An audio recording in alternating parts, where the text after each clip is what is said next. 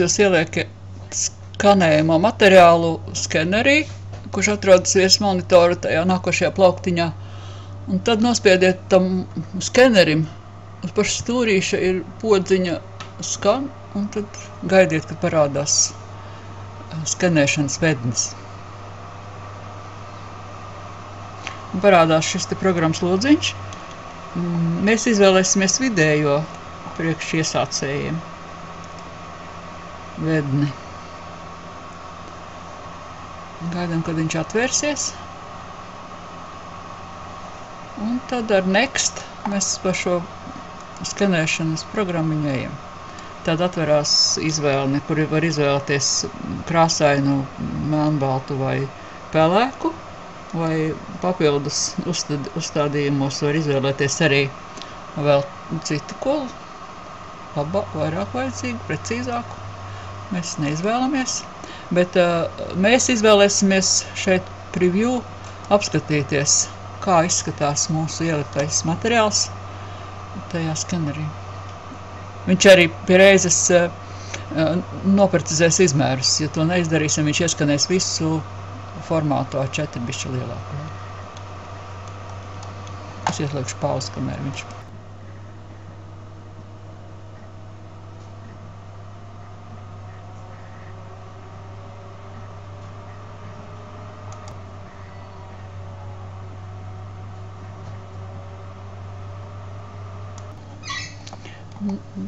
Tad, kad viņš ir ieskanējies, tad tas lodziņš ir samazinājies.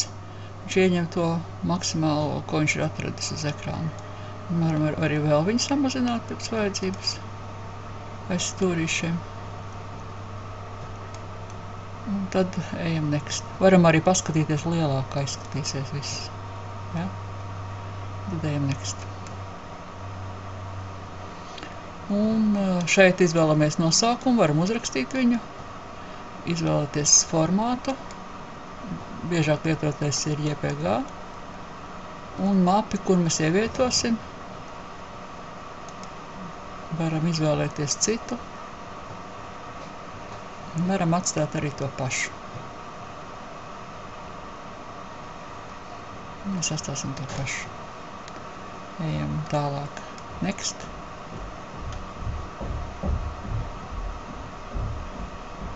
Tagad sākas skanēšana uz šī lodziņa. Varēs redzēt, cik procenti no bildes jau ir ieskanēti.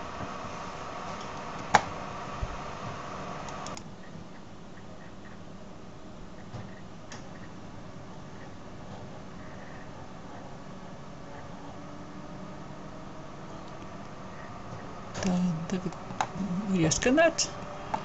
Un tālāk klikšana atkal Next. Un finish. Parādās mums arī mapa, kur mēs ieskanējām tos materiālus. No šejienes varam apskatīties uzmanīgāk vēl to adresi, kur tas ir. Un tad, kad rakstam e-mail vai citādāk kaut kā izmantojam, tad to izmantojam, to mapu, pievienojam no turienes.